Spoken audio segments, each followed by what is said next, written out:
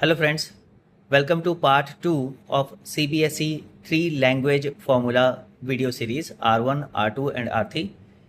पहले वाले पार्ट में मैंने आपको बताया था कि CBSE ने 3 डिफरेंट लेवल्स पे R1, R2, R3 पे क्यों लैंग्वेजेस को इंट्रोड्यूस किया है। इस सेकंड वीडियो में हम समझेंगे कि R1, R2 और R3 के वैलिड कॉम्बिनेशंस क्या हैं। इसके लिए आपको 2 डॉक्यूमेंट स्टडी करने पड़ेंगे।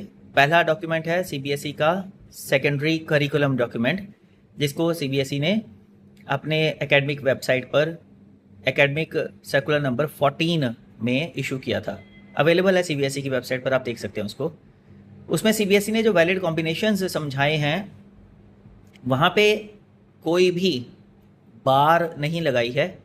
आप किसी भी 3 लैंग्वेजेस को, जिसमें से 2 स्टेट लैंग्वेजेस होनी चाहिए और एक कोई भी फॉरेन लैंग्वेज हो सकती है, उनको किसी भी कॉम्बिनेशंस में आप R1, R2 और R3 के तौर पे ले सकते हैं। मैं आपको पंजाब की एग्जांपल देके समझाऊंगा। सपोज़ मेरे स्कूल में पंजाब में हम इंग्लिश, हिंदी और पंजाबी 3 लैंग्वेजेस ऑफ़र करते हैं। अब इन्हीं में से एक R1 होगी, एक R2 और एक R3। जो करिकुलम डॉक्यूमेंट है वो ये कहता है कि इन तीनों में से कोई भी कॉम्बिनेशन में, किसी भी ऑर्डर में हम लैंग्वेजेस को इंट्रोड्यूस कर सकते हैं।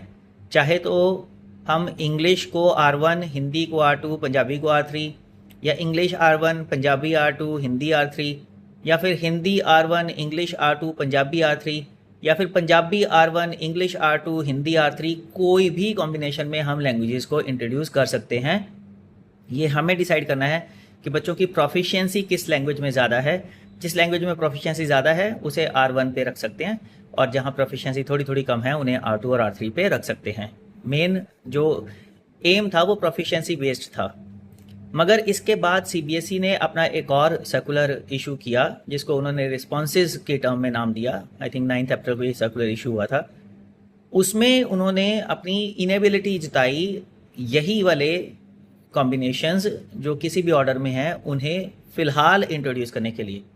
उसके लिए सीबीएसई ने लॉजिक दिया कि अभी तक एनसीईआरटी ने R1 लैंग्वेजेस के हिसाब से, डिफ़िकल्टी लेवल के हिसाब से, प्रोफिशिएंसी लेवल के हिसाब से सिर्फ और सिर्फ 4 लैंग्वेजेस की बुक्स पब्लिश की हैं, इंग्लिश, हिंदी, उर्दू और कन्नड़ा। इसका मतलब इन चारों में से किसी भी लैंग्वेज को R1 लेवल पे स्कूल इंट्रोड्यूस कर सकता है।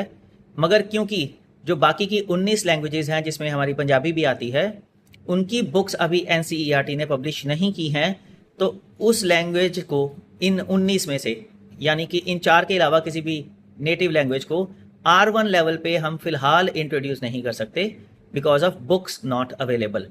और सीबीएसई ने यह भी कहा है कि जब बुक्स अवेलेबल हो जाएंगी तो फिर वैसे ही करिकुलम डॉक्यूमेंट जैसा ऑर्डर कोई भी हम लोग डिसाइड कर पाएंगे।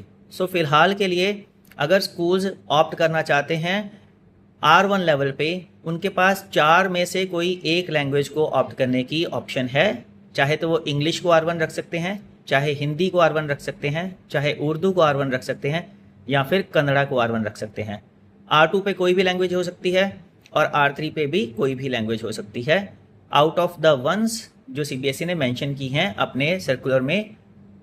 ये 4 + 19 और 23 लैंग्वेजेस, अभी फ़िलहाल के लिए 23 में से कॉम्बिनेशन डिसाइड किया जा सकता है। तो अभी इसके अकॉर्डिंगली क्या कॉम्बिनेशन होगा। सपोज़ मैं अगर इंग्लिश को R1 रखता हूँ तो मुझे R2 और R3 लेवल पे फ्रीडम है। मैं चाहे हिंदी को R2 रखूँ, चाहे पंजाबी को R2 रखूँ और वाइस वर्सा। अगर मैं हिंदी को R1 रख लेता हूँ तो फिर मैं चाहे इंग्लिश को R2 रखूँ या पंजाबी को R2 रखूँ और वाइस वर्सा। मगर मैं पंजाबी को R1 नहीं रख पाऊँगा फ़िलहाल, बिकॉज सीबीएसई ने क्लियरली मेंशन किया है कि बुक्स की अनअवेलेबिलिटी की वजह से R1 लेवल की जो प्रोफिशिएंसी है उसके हिसाब से पंजाबी की बुक्स अभी एनसीईआरटी ने पब्लिश ही नहीं की हैं। सो R1 पे सीबीएसई सजेस्ट कर रहा है कि आप सिर्फ और सिर्फ 4 लैंग्वेजेस में से कोई भी एक लैंग्वेज ले लीजिए। फिर से बता रहा हूँ, इंग्लिश, हिंदी, उर्दू और कन्नड़ा, इन 4 के अलावा R1 पे आज की डेट में सीबीएसई कोई भी लैंग्वेज सजेस्ट नहीं कर रहा है। I hope it clears all the doubts. जब एनसीईआरटी सभी बाकी रिमेनिंग 19 लैंग्वेज की बुक्स पब्लिश कर देगा तो फिर आप उन 19 में से भी किसी भी लैंग्वेज को R1 ले पाएंगे।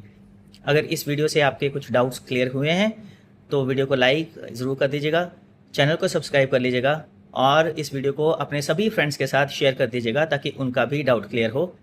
पार्ट 3 भी आएगा और मोस्ट प्रोबेबली पार्ट 4 भी आएगा इस सीरीज़ का। So stay tuned, channel subscribe करके नोटिफिकेशन बेल का बटन भी दबा दीजिएगा ताकि जैसे ही पार्ट 3 पार्ट 4 मैं अपलोड करूं उनकी नोटिफिकेशन आपको तुरंत मिल जाए। तब तक के लिए कीप वॉचिंग प्रिंसिपल रसी गुप्ता। Thank you.